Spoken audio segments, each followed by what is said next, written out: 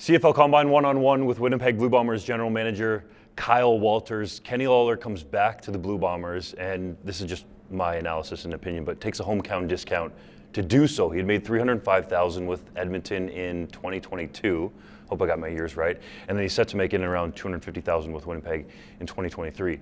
How were you able to negotiate this hometown discount and get him back to Winnipeg? This started last year at the trade deadline, where we knew we wanted Kenny to be part of our team, and it just didn't come together at the end of the year. So as soon as the legal tampering period was allowed, we started talking to his agent, and Kenny had been talking. He still keeps in contact with the players on our team, and the players always come to me and say, Kenny wants to be back with the Bombers. I said, yep, I get that, but then agents get involved. I hear the amount of players that come into my office and say, this player, they're going to be a Bomber. They want to be a Bomber. They want to play here. I said, sure. I said, that sounds great. Let me call the agent.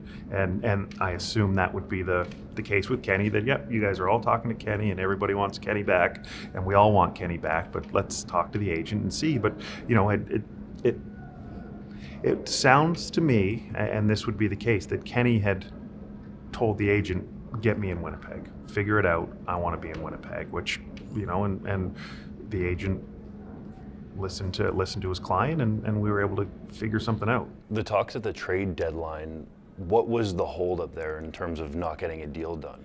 Just with the injury for Kenny. Remember, he had the broken collarbone, and Edmonton was still on the verge. Like, the way the playoffs were going, they still had a chance. So was Kenny going to be able to come back and play? Was he not going to be able to come back and play? Their playoff positioning was still there, so it just didn't quite shake down. The deal didn't quite get closed. It was close, though, I thought. And was compensation ever the holdup, or was it more about him being able to play and Edmonton's chances of making the playoffs? Yeah, it was more just, I believe we had a trade agreement agreed upon, and but it was just with the injury, and then wanting Kenny to play still, because they were fighting for a playoff spot. Would that have been a draft pick going the other way? Yeah. And you get him back, you add to this receiving core that now is ultra dynamic. Canadians, Americans, it doesn't matter. Dalton Schoen obviously had that unbelievable year. Are you surprised that he didn't get any looks in the NFL? Well, he had a bunch of workouts. So, the difference, I said this at the winter meetings, that all the NFL teams knew about Dalton. He was, played in a Power 5 conference and had NFL teams write reports on him and knew about him. So he wasn't an unknown like Terrell Ford was. Terrell Ford was an unknown down there, puts up those numbers on a pro day and gets his contract. Whereas Dalton, I guess they wanted to take a look at him again, because 8 or 9, whatever it was, worked him out, and whatever they thought coming out, they didn't factor in the productivity he had from the CFL as changing their minds, I guess. But yeah, he's disappointing for him after the year he had, but we're obviously happy to have him back. I was talking to your head coach, Mike O'Shea, and he said, in actuality, you guys were active in the free agency period because you re-signed a bunch of your own guys. How hard has it been to keep this core together in Winnipeg to take yet another shot at a Grey Cup? At this point, a little bit easier.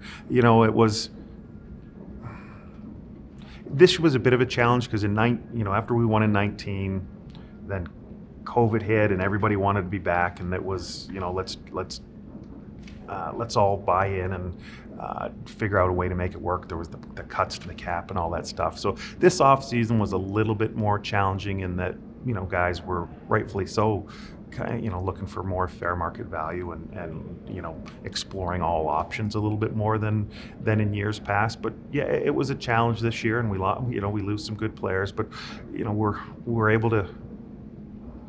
Thought is, we were a point away from being close to a third and had a solid regular season. So these guys still deserve to come back and as a group win and still compete at the level they're doing and see if we can get to another Grey Cup. There's some people out there that wonder how much longer this core can compete for Grey Cups. But as you said, you're just a point away from winning a third straight cup. But in your mind, do you want to be a year late on a player, or do you want to be a year early? Well, I think when you're in the winning mode like we are, that does factor a little bit. If we were 4-14 last year and the likelihood of that this roster wouldn't look like it is right now. We would have said, all right, well, let's start changing it over and getting younger. But these guys are still playing at a high level, and obviously we do have discussions about how do we add a little more youth into the future, and how does it happen. And we've done a good job with guys in our practice roster that chip in and play, and it'll be no different this year. We'll have a good strong training camp, and we'll have some good young guys in the building, and they'll be expected to help us win football games at various times throughout the year. And there has been some youth there. Dalton Schoen is young, right? At the receiver group, you have had some guys, especially at defensive backs as well. So how do you go find those next guys? Yeah, it's a challenge. I mean, particularly at the positions like offensive tackles and edge rushers. I mean, with the two new leagues, that's what we're seeing as the big problem. The skill position guys, just supply and demand. There's more of them. So I think that won't change much, that you'll see a bunch of good young DBs and good young receivers fighting for spots in training camp. It's just a matter of finding that diamond in the rough that can come off the edge. Losing Jonathan Kongbo hurt, as a Canadian filling that role was pretty unique. Trying to find somebody that we think can play offensive tackle down the road, at some point. But it's, as I said, that's easier said than done. Can you find the next Stanley Bryant? Is that player out there? I don't think so. That's a big shoes to fill, the next Stanley Bryant. So, we'll try. We'll come in training camp and have some young guys compete, and I think you'll see more Canadians getting shot at offensive tackles too around the league. You're seeing it. So good for Canadians that play offensive tackle that maybe aren't built to be inside guys. And in years past in the CFL, every single offensive lineman, whether they played tackle or guard, move them into guard and see if they can survive. I think, which is good for some of the younger Canadians that maybe the more athletic, less physical types might get an opportunity to get a legitimate look playing tackle now. Mike O'Shea's son is in the CFL draft class, and I asked him about it, and he said it's maybe not the best situation for him to be selected and come to try to make the CFL in Winnipeg. How do you evaluate him, knowing that Mike's your head coach, but you're just looking at the football aspect?